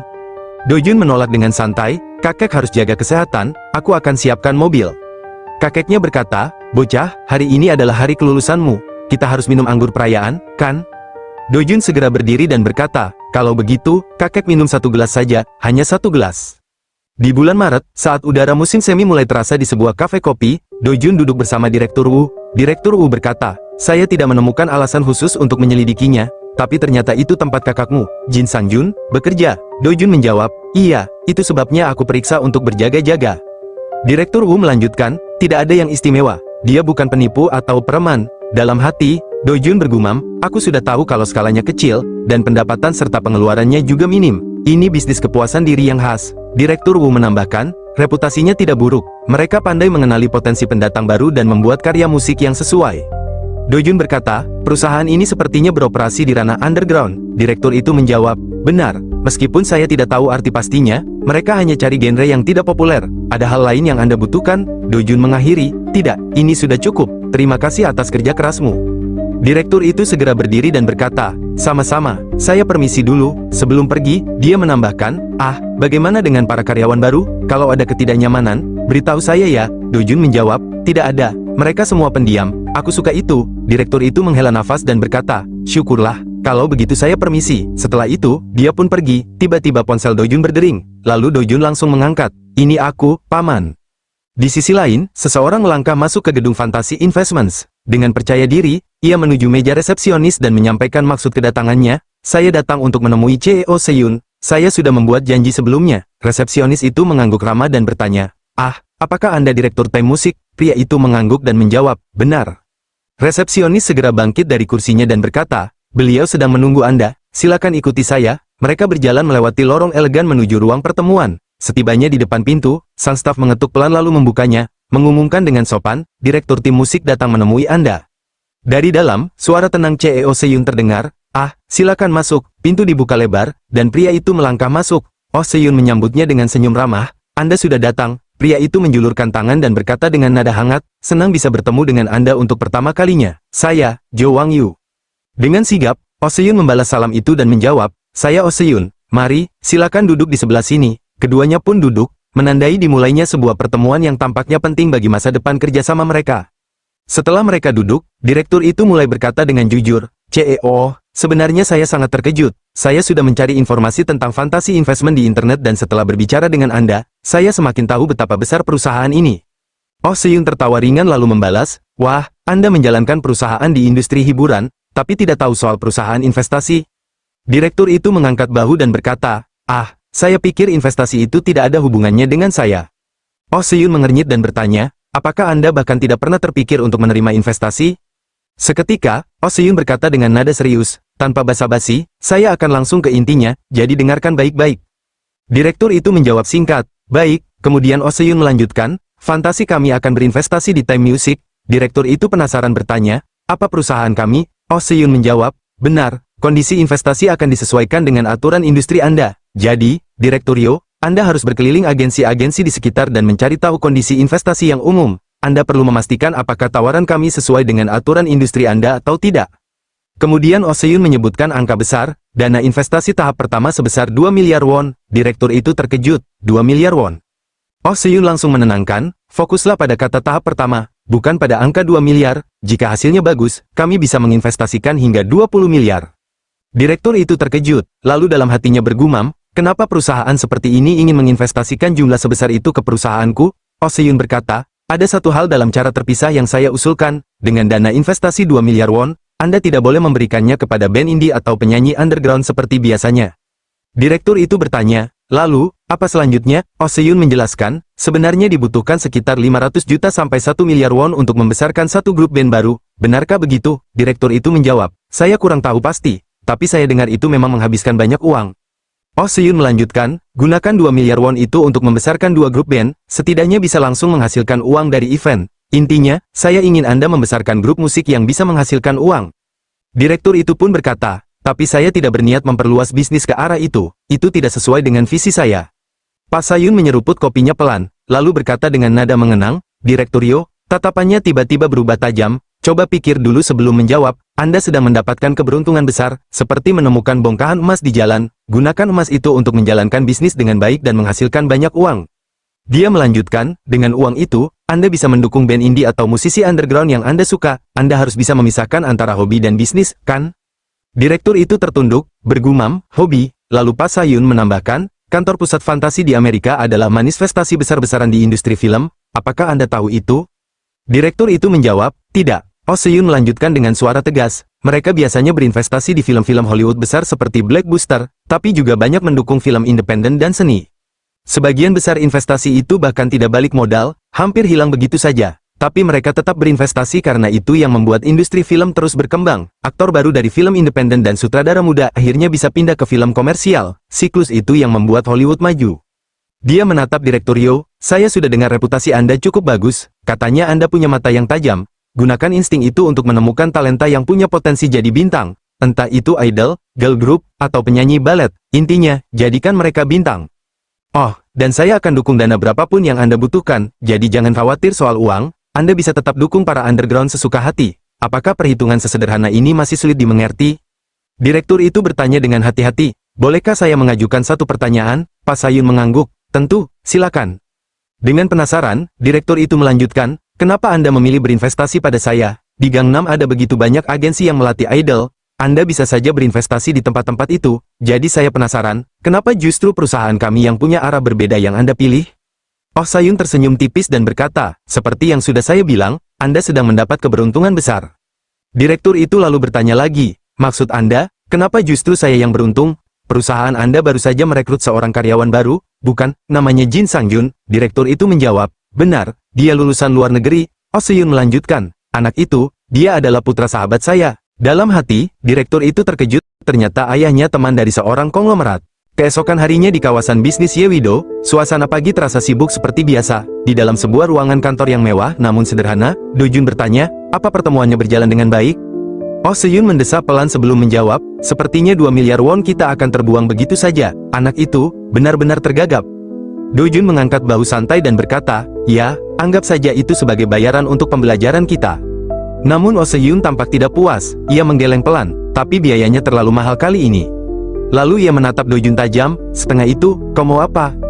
Do-jun menjawab dengan tegas namun tenang, aku hanya akan membantumu sampai sini saja, tapi kalau ini tetap tidak berhasil, aku akan hidup dengan mengabaikan semua yang kakak lakukan. Belum sempat Oh Se-yun menjawab, pintu ruangan tiba-tiba terbuka dengan cepat, seorang staf masuk terburu-buru, wajahnya serius. Presdir, serunya, Oh Se-yun langsung menoleh, apa, ada apa? Staf itu melangkah cepat ke arahnya dan menyerahkan ponsel. Tolong lihat ini sebentar, katanya dengan suara mendesak. Setelah melihat isi ponsel itu, wajah Oh Se-yun langsung tegang. Ia dan Do-jun pun bergegas menuju televisi besar di ruangan kantor. Dengan cepat mereka menyalakan siaran berita langsung. Di layar, pembawa berita dengan nada tenang namun serius menyampaikan kabar besar. Jo Yong-il, ketua kehormatan Dayun Group, telah tutup usia pada pukul 10 tadi malam di Rumah Sakit Dayun, Seoul. Penyebab kematian beliau adalah kegagalan pernapasan akut akibat pneumonia. Diketahui bahwa beliau masih sadar hingga akhir hayatnya. Wajah Do-jun berubah serius, sementara Oh Se-yun menatap layar tanpa berkedip. Setelah mengundurkan diri dari manajemen perusahaan pada Mei tahun lalu, mantan ketua Jo Yong-il menjalani perawatan rutin di Rumah Sakit Dayun. Sejak Agustus, Kondisi beliau menurun akibat radang sendi yang parah, hingga harus dirawat inap secara terus-menerus. Pemakaman Ketua Kehormatan Jo Young Il dijadwalkan secara tertutup pada tanggal 5 Mei mendatang. Namun, karena keterlibatan 5 organisasi ekonomi besar, termasuk Federasi Industri Korea atau FKI, diperkirakan pemakaman ini juga akan dihadiri oleh sejumlah tokoh ekonomi ternama lainnya. Lalu pembawa acara menambahkan, pihak FKI menyatakan bahwa meskipun akan dihadiri oleh banyak tokoh, pelaksanaan pemakaman tetap mempertimbangkan kondisi pihak Daeun Group dan dilakukan dengan penghormatan tinggi namun tertutup.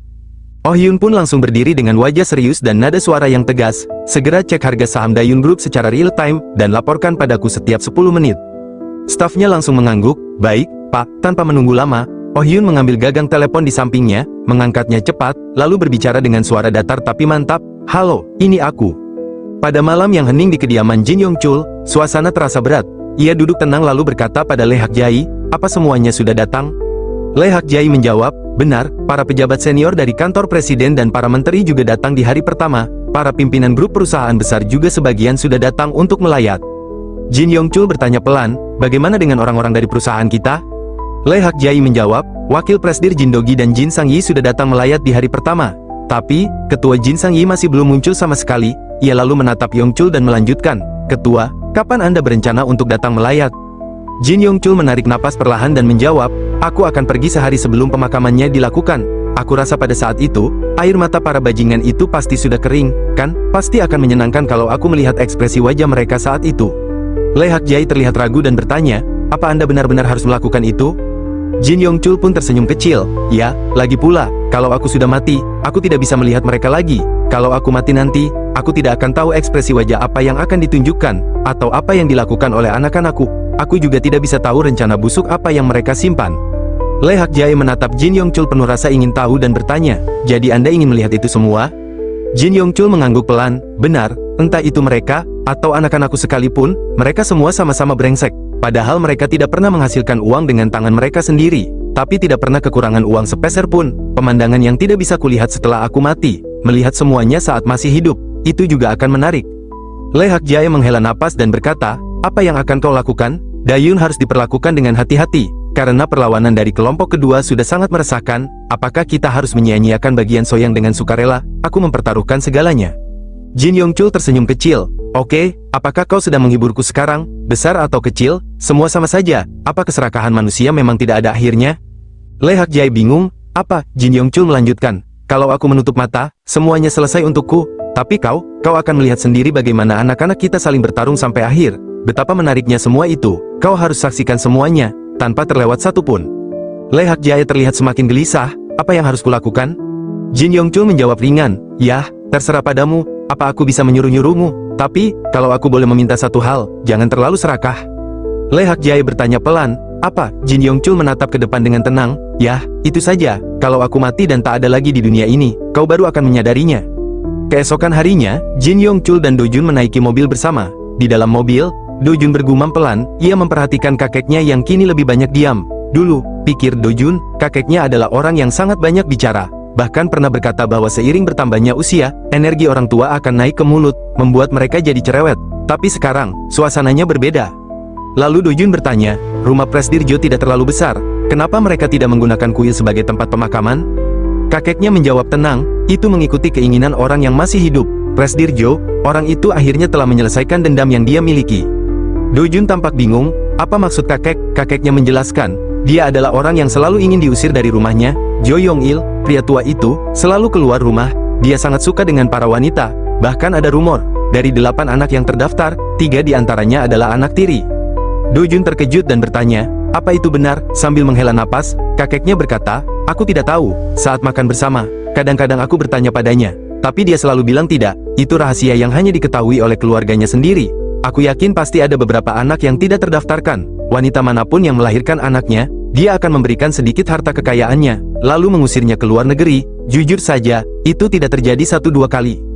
Dalam hati, Daejun bergumam sendiri, para wanita dan anak-anak itu, sekarang pasti sudah tahu bahwa Presdir Jo sudah meninggal. Mereka pasti sedang sibuk memesan tiket pesawat buat terbang ke Korea. Kedepannya, akan banyak gugatan hukum, soal harta warisan, soal siapa ayah kandung mereka. Daeun Group mungkin bakal keluar banyak uang buat bungkam media, nutupin skandal ini. Ia menarik napas pelan, masih dalam pikirannya, tentu aja nggak akan ada satupun anak haram itu yang masuk ke dalam Dayun Group. Tapi, mereka semua pasti bakal dapat uang tutup mulut yang besar. Abis itu, mereka pergi lagi ke luar negeri. Memikirkannya aja, rasanya pengin ketawa. Tapi aku menahan diri dan mendengarkan perkataan kakek. Lalu kakeknya melanjutkan, sekarang karena suami seperti itu sudah meninggal, dendamnya pasti sudah terbalaskan. Aku yakin bahkan selama 5 hari terakhir, dia tidak menginjakkan kakinya di dalam rumah. Kemudian dia menoleh tajam ke arah Dojon dan bertanya, "Hei, kau, apa yang sedang kau pikirkan?" Dojon buru-buru menjawab, "Tidak ada." Kakeknya mendelik, "Apanya yang tidak ada? Jelas-jelas terlihat di wajahmu, kau menyamakanku dengan pria tua Joyongil itu, ya?" Dojon gelagapan, "Tidak, aku hanya. Kakeknya langsung menimpali, "Hanya apa?" Melihat Dojun menahan senyum, kakeknya berkata lagi, "Sejauh yang aku ketahui, aku tidak punya anak tiri. Aku selalu hidup dengan hati-hati terhadap 3 tempat yang harus diwaspadai oleh seorang pria." Dojun menimpali, "Sejauh yang aku ketahui, maksudnya, mungkin saja ada sesuatu yang tidak Anda ketahui." Kakeknya menghela napas dan berkata, "Aku nggak yakin ada wanita yang mengandung anakku tanpa memberitahuku apa-apa. Astaga, siapa sangka aku akan menceritakan hal yang belum pernah aku katakan ke anakku yang sudah dewasa, sekalipun kepada cucuku ini." Dojun tertawa kecil dan berkata, "Itu karena aku juga merasa kita ini cocok." Kakeknya tersenyum tipis, lalu berkata, "Hei, Dojun. Ya, kakek, kalau aku meninggal, lalu ada orang yang muncul dan ngaku sebagai anakku, pastikan kau periksa hubungan darah mereka dengan teliti."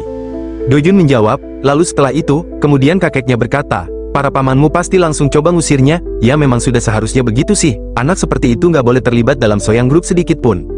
Kakeknya melanjutkan, "Tapi, kalau hidupnya benar-benar miskin seperti pengemis, kau bisa bantu secukupnya saja, biar dia bisa hidup selayaknya manusia." Dojun mengangguk dan menjawab, "Baik, kakek, aku akan merawatnya agar dia nggak kekurangan apapun." Kakeknya tersenyum hangat, "Oke, terima kasih." Lalu, dia meletakkan tangannya di atas tangan Dojun dan berkata sambil tertawa kecil, "Rasa mengganjal yang selalu kurasakan, kau yang membersihkannya untukku." Setelah mobil mereka berhenti di depan gerbang, sudah banyak kamera menunggu dan para wartawan pun mulai bersiap memotret. Kakeknya bilang, "Turunkan kaca jendela." Dojun agak bingung, "Apa, kakek?" Para wartawan pasti langsung mengarahkan kamera ke sini. Kakeknya tetap santai, "Makanya harus dibuka, cepat buka." Sopirnya langsung nurut, "Baik," dan perlahan kaca mobil pun diturunkan. Seketika, lampu kilat kamera menyala-nyala. Saat mereka masuk ke dalam lagi, Dojun langsung tanya, "Kakek, kenapa tiba-tiba begini?" Kakeknya tersenyum lebar, "Besok wajahmu akan muncul besar-besaran di halaman utama surat kabar." Dalam hati, Dojun bergumam, seorang pemuda yang duduk bersama pimpinan tertinggi Soyang Group, fakta bahwa aku cucunya, bukan anaknya, sudah cukup jadi bahan gosip. Tapi kenapa kakek malah sengaja tampil di depan publik seperti ini? Seorang perwakilan keluarga tiba-tiba menyambut kedatangan mereka dengan berkata sopan, "Anda sudah repot-repot datang kemari. Terima kasih, Presdir." Pria itu adalah Presdir Dayun Motor, putra sulung, Jo Yongil. Jin Yongchul, dengan senyum tipis, menjawab ramah, "Aku datang dengan mobil, jadi tak masalah." Ia lalu menambahkan, "Aku selalu merasa bersalah karena belum sempat menjenguk. Meski sudah mendengar bahwa mendiang sakit, tapi setidaknya, aku harus mengantar mendiang di perjalanan terakhirnya ini. Mari kita masuk." Saat mereka memasuki rumah duka, pandangan Jin Yongchul tertuju pada foto mendiang Jo Yongil yang dikelilingi bunga-bunga duka. Dalam hati Dojun, ia bergumam, "Dulu aku bahkan tidak berani menatap langsung orang-orang dari keluarga ini." Tiba-tiba Jin Yongchul berkata, "Ternyata cukup memakan waktu juga. Aku punya banyak hal yang ingin kubicarakan tentang ayahmu, dan sepertinya sekarang satu-satunya kesempatan." Perwakilan keluarga itu membalas dengan tenang, "Tidak apa-apa, Presdir, saya mengerti." Lalu, ia menambahkan, "Akan saya siapkan makanannya." Lalu, staf yang ada di dekat mereka pun memberikan arah, "Presdir, silakan ke arah sini." Jin Yongchul, dengan senyum tipis, berhenti sejenak sebelum melangkah dan berkata, "Sebelum itu, ayo, beri salam dulu, Dojun." Dojun terkejut mendengar perintah kakeknya, dan seketika kakeknya mendorongnya sedikit ke depan sambil berkata, "Ini cucuku, dia adalah cucu yang selalu menemaniku di masa tua." Dalam hati, Dojun bergumam, jadi ini alasannya, mengekspos dirinya ke wartawan dan memperkenalkannya pada petinggi Dayun Group bukan sekadar kebanggaan keluarga, tapi sebuah pengumuman ke dunia. Dia ingin memberitahukan keberadaanku. Sekarang, tiba-tiba muncul di sisi sang Presdir, selama ini keberadaannya disembunyikan, tapi sekarang, dia adalah Dark Horse, kartu as yang disiapkan untuk mewarisi bagian keuangan Soyang. Media pasti akan geger, petinggi-petinggi Dayun Group juga pasti mulai memperhatikanku.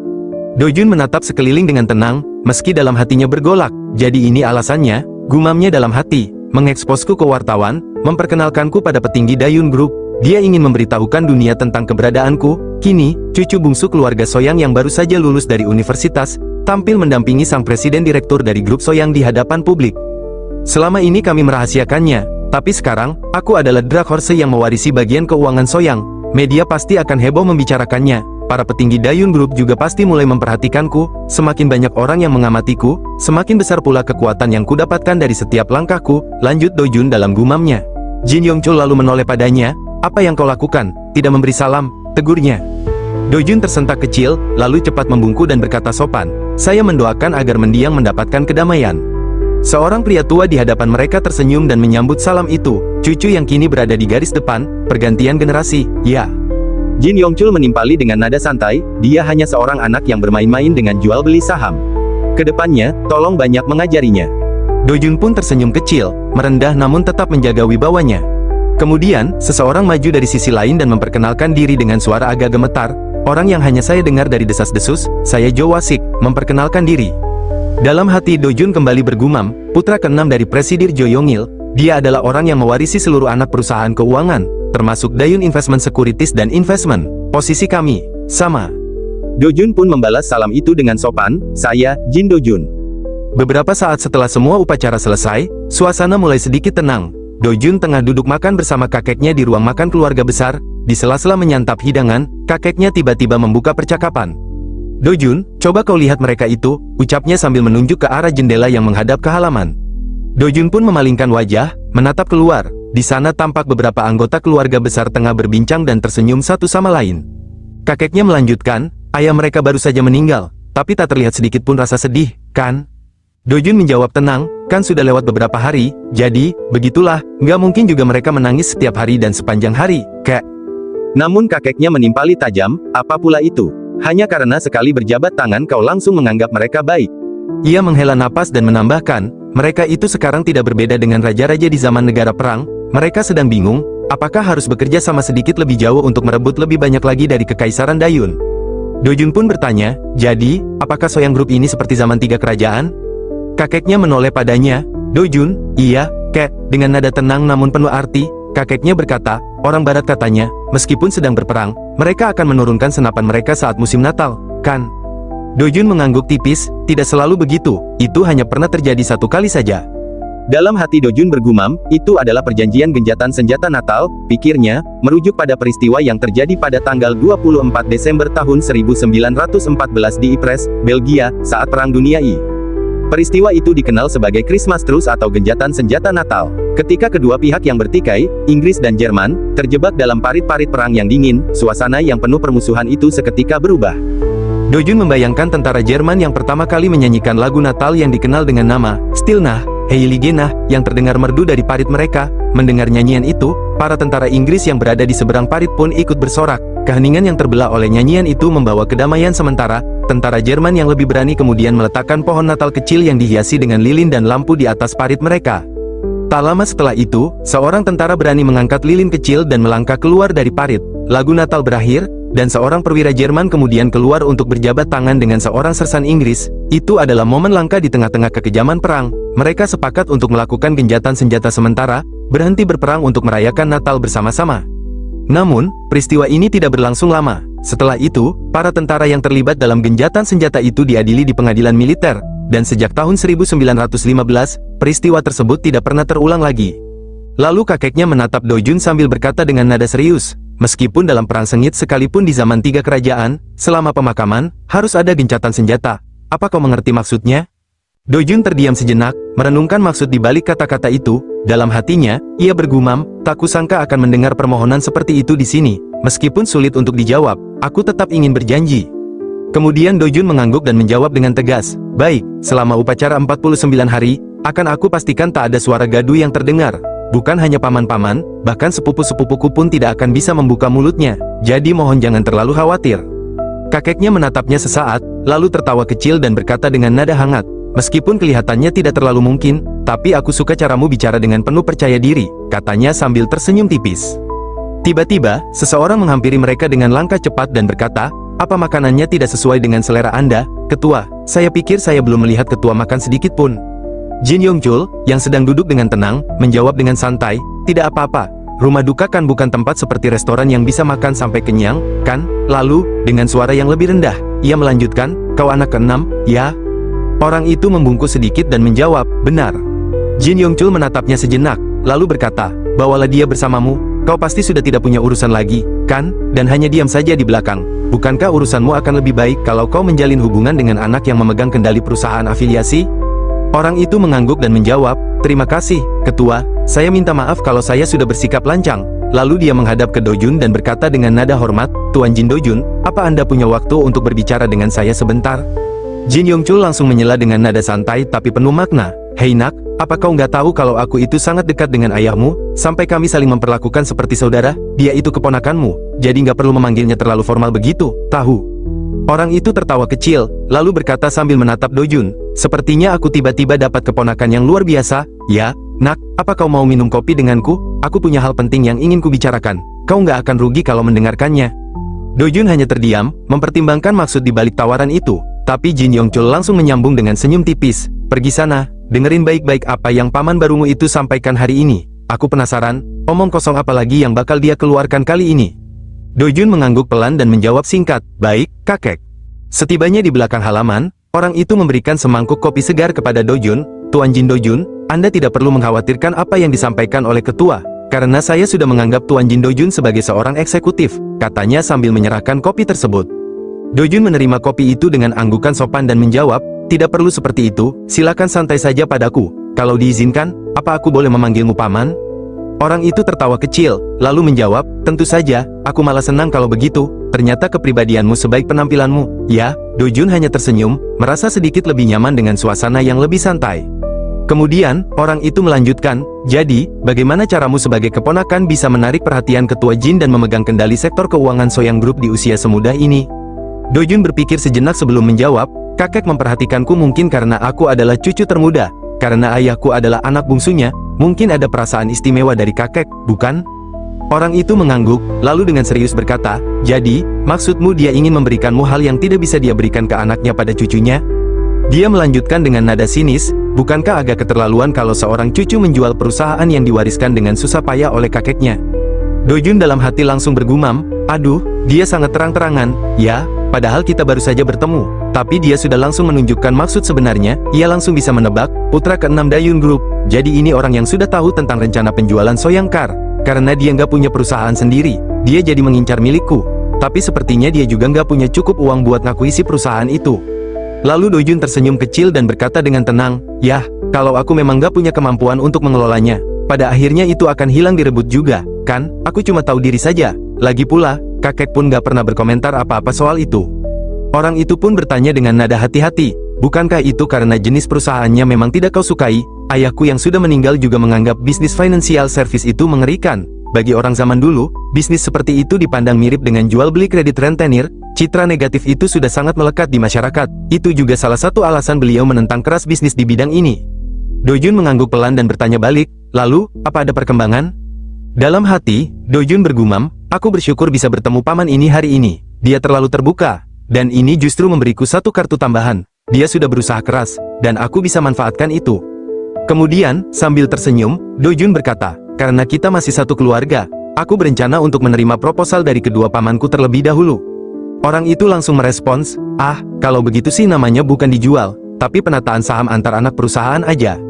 Tapi Dojun menjawab tegas, aku hanya menerima uang tunai. Jadi, sudah jelas ini penjualan, aku memang berencana memisahkan afiliasi dengan bersih dan menjualnya dengan harga setinggi mungkin.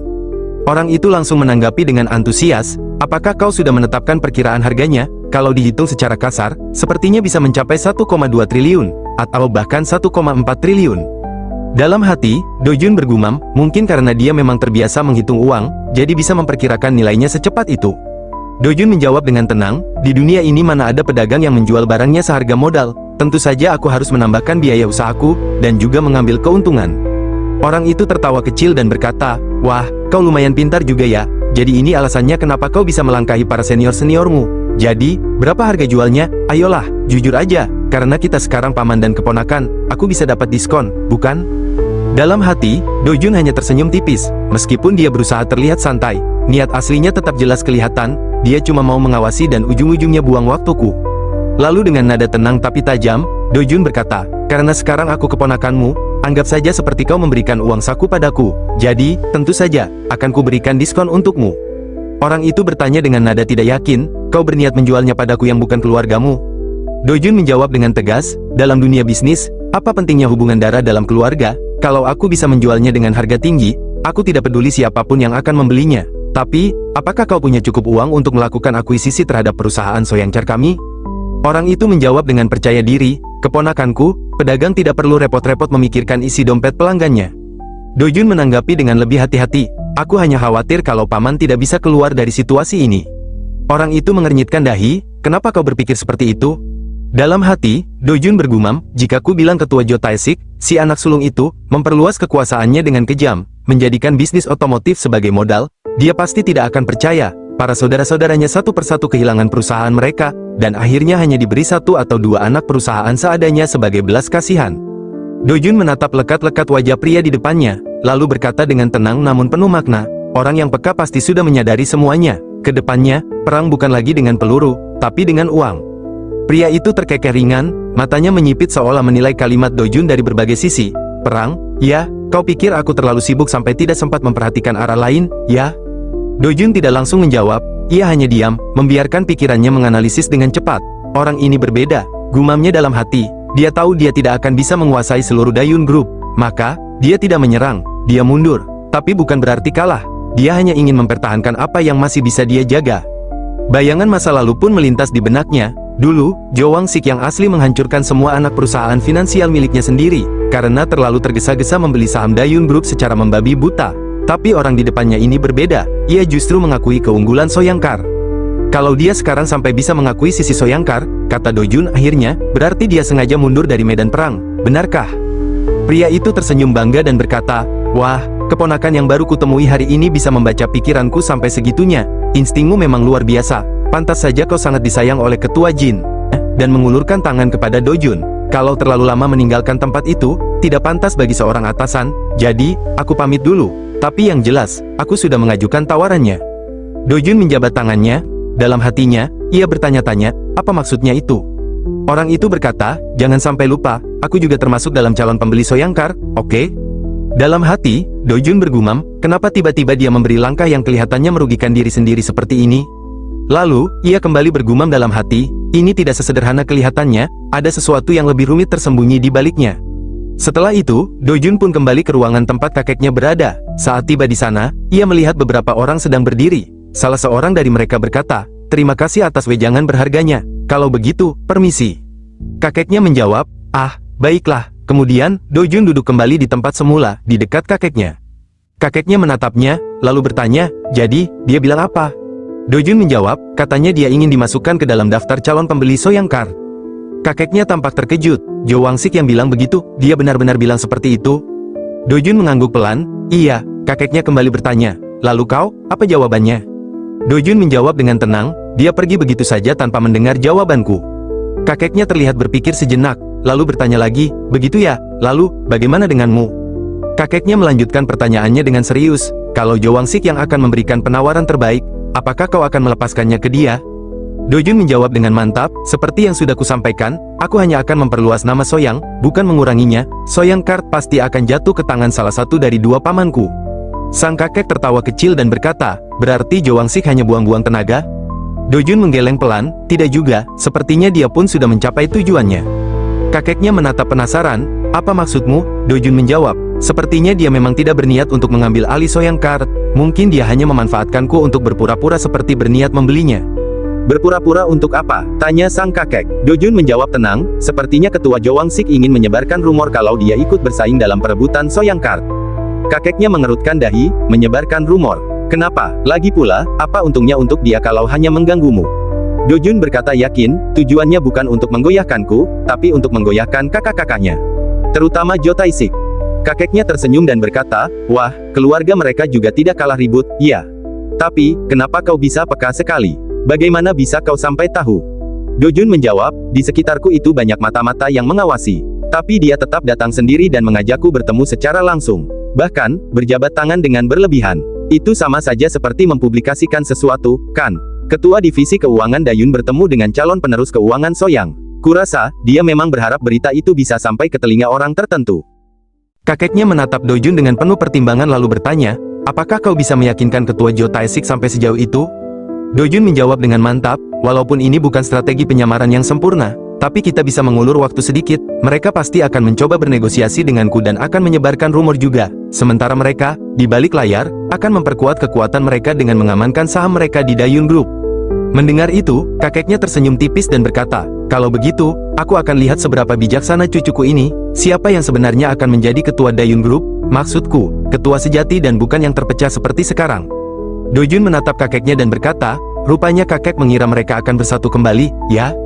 Kakeknya pun menjawab dengan nada bijak, seperti air sungai, walaupun terkadang mereka terpisah atau berbelok alirannya, pada akhirnya mereka mengalir dan bersatu di laut, ini hanya masalah waktu saja.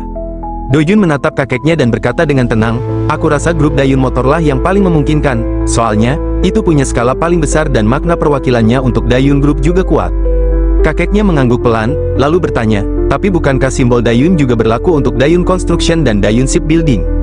Dojun menjawab sambil menatap keluar halaman, itu karena dia punya simbol sebagai anak sulung, dan itu senjata terbesarnya, lihat saja ini kan acara pemakaman keluarga, orang yang menyambut para tamu kehormatan di tempat ini adalah si anak sulung, seolah dia ingin menegaskan kepada para tamu bahwa dia adalah penerus Dayun Group. Ia terdiam sebentar sebelum melanjutkan, itulah kenapa mereka memilih untuk mengadakan pemakaman keluarga, bukan pemakaman di kalangan pebisnis. Dalam hati, Dojun bergumam pelan, sebenarnya, untuk sosok sebesar ketua Jo Yong-il, pemakaman di kalangan pembisnis jauh lebih cocok daripada sekadar pemakaman keluarga.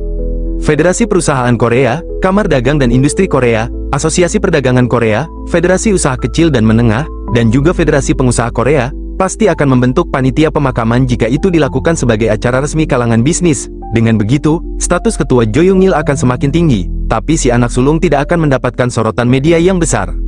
Dojun yakin, ketua Jo Taesik sudah memikirkan semua itu dengan matang, dan dengan sengaja memilih pemakaman keluarga agar pusat perhatian tetap berada padanya.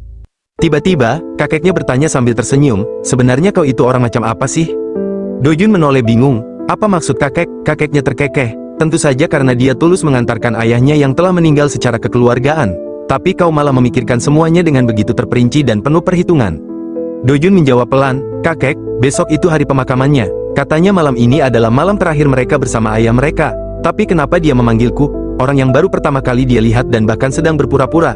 Menurutku dia nggak setulus itu. Aku pikir, mereka nggak benar-benar memikirkan hal yang kakek bilang barusan.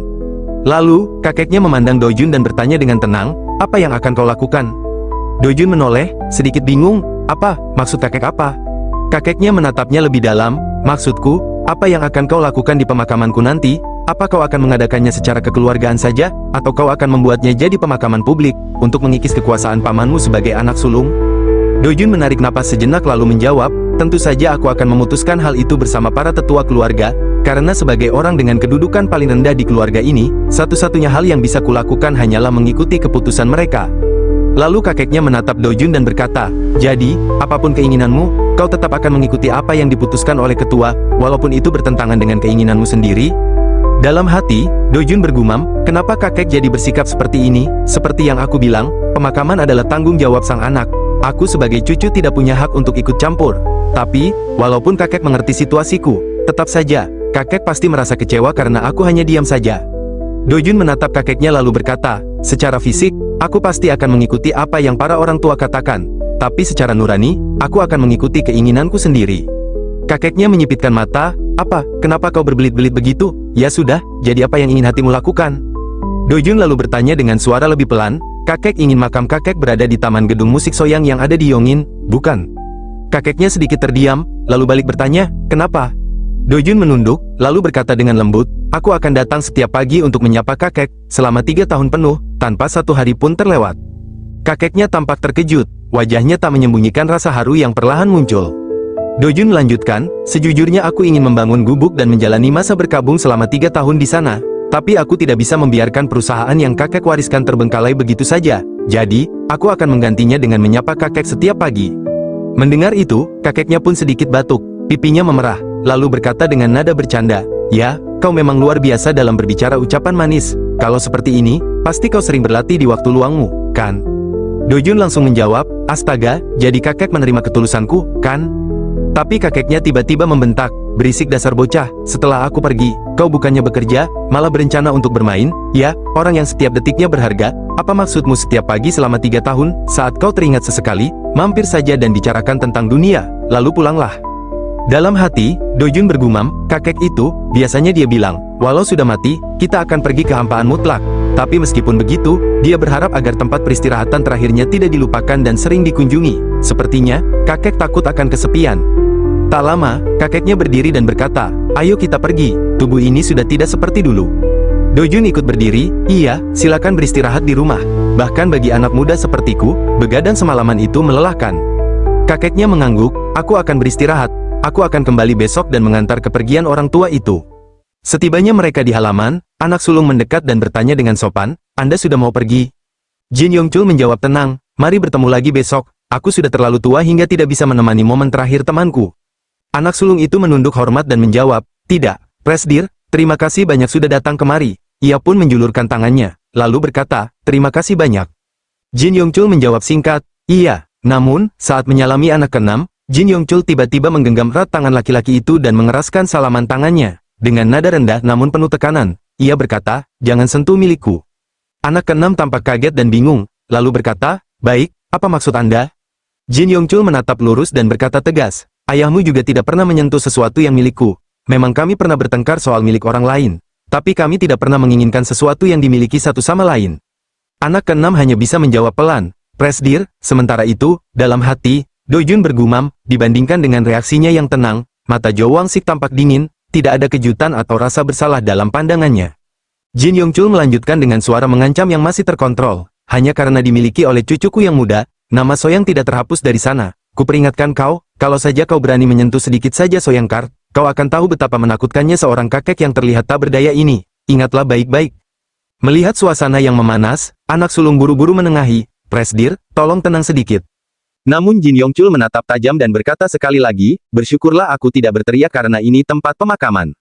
Tiba-tiba, anak sulung menoleh dengan marah ke arah adiknya, menunjuk tajam dan bertanya, sebenarnya apa yang sudah kau lakukan? Hah? Anak keenam buru-buru menjawab, ini salah paham, kakak, aku hanya bertanya tentang kabar perusahaan saja. Jin Yongchul hanya menghela napas pendek dan berkata, hah, ayo kita pergi. Mereka pun berjalan keluar menuju halaman dan melanjutkan ke arah mobil. Saat mereka sampai, sang sopir menunduk memberi hormat. Jin Yongchul bertanya, masih ada banyak wartawan di luar? Sopir menjawab, iya, wartawan justru makin banyak, Tuan. Jin Yongchul tersenyum kecil, lalu berkata, benarkah? Baguslah, turunkan jendela lebih rendah agar wartawan bisa memotret lebih bagus. Sopir pun menjawab patuh, baik. Dojun bertanya dengan nada heran, kakek, bukankah ini sudah cukup? Tapi sang kakek menjawab mantap, tidak ada yang cukup di dunia ini, itu hanya berhenti di tengah jalan, yang disebut cukup hanyalah kata lain dari menyerah yang dibungkus dengan sangat meyakinkan, ingat itu baik-baik. Dojun terdiam, tidak bisa membalas apa-apa. Kemudian, di dalam mobil itu, Jin Yongchul menoleh dan berkata lagi, tersenyumlah, wajahmu akan memenuhi seluruh negeri besok, memang kau mau terlihat dengan wajah masam seperti itu? Dojun membalas pelan, kita kan baru saja keluar dari rumah duka, masa kita tersenyum lebar? Jin Yongchul menanggapinya santai, benarkah? Pokoknya berikan kesan sebaik mungkin. Lalu Dojun bertanya lagi, masih penasaran, tapi kek, kenapa kakek bersikap seperti itu pada Presdir Jo Wangsik? Apa kakek mencoba membantu dia? Jin Yongchul tertawa kecil sambil bersandar, lalu berkata, kalau aku membantu Jo Wangsik, maka Dayun Group pasti akan makin ribut. Aku hanya tidak tahan melihat rumah tangga si brengsek itu damai tentram. Ia tertawa pelan, puas dengan keusilan kecilnya. Besok paginya, di sebuah ruangan yang tenang, Dojun duduk sambil membaca koran, wajahnya terlihat serius, tapi juga sedikit gelisah. Di dalam hatinya, ia bergumam, artikel seperti ini masih tergolong ringan. Tiba-tiba, Pak Yang yang duduk di sampingnya menyela dengan nada bercanda, ini, apakah seharusnya saya mengucapkan selamat? Dojun mengusap keningnya, lalu menjawab dengan wajah malu, tolong hentikan, aku sangat malu sampai rasanya mau mati. Pak Yang tertawa kecil dan berkata, meskipun sekarang akan sulit untuk bergerak dengan bebas, semakin dikenal, semakin besar pula keuntungannya, karena wajah ini sendiri sudah menjadi kartu nama.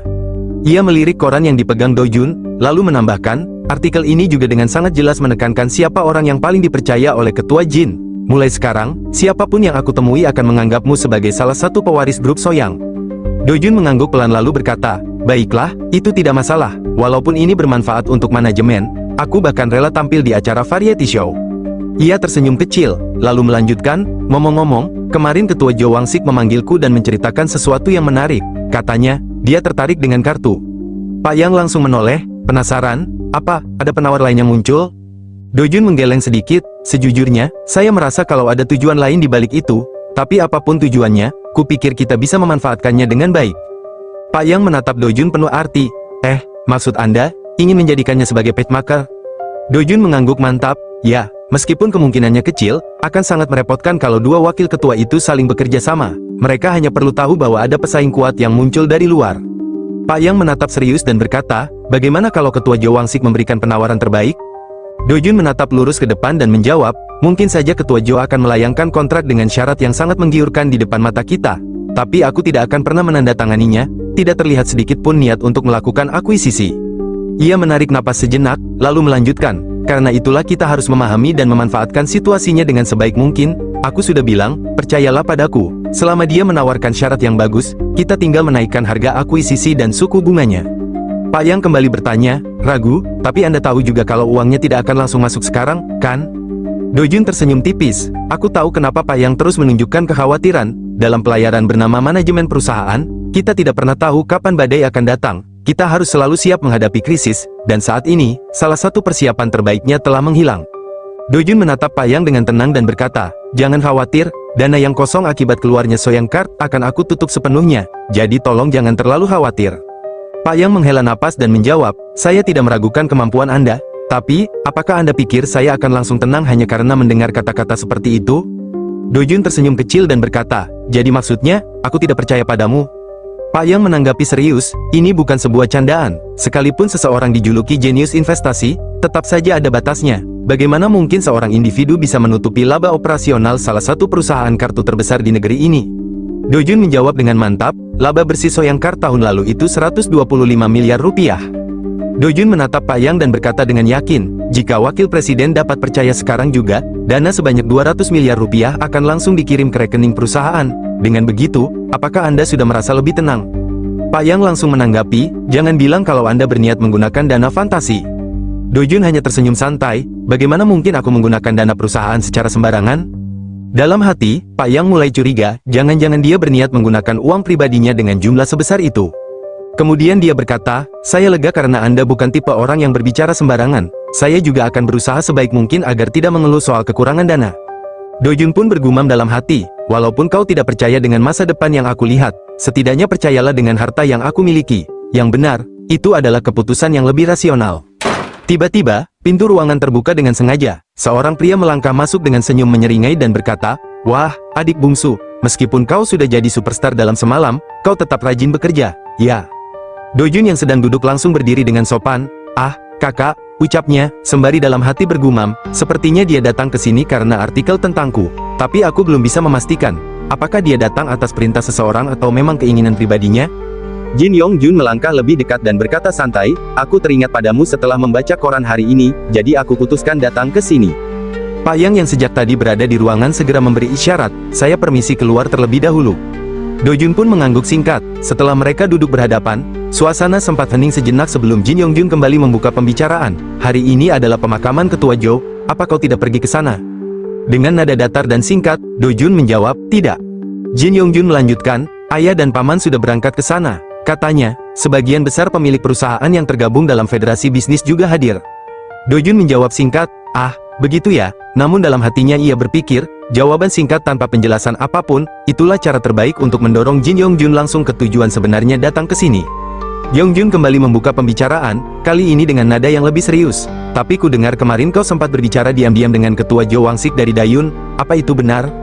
Dojun terdiam sejenak, sejauh mana informasi ini sudah tersebar, gumamnya dalam hati, namun di permukaan, ia tetap tenang dan menjawab santai, ya, hanya sebentar. Yongjun menatap tajam, apa aku boleh tahu apa yang kalian bicarakan? Dojun tersenyum samar, tidak ada yang penting kok.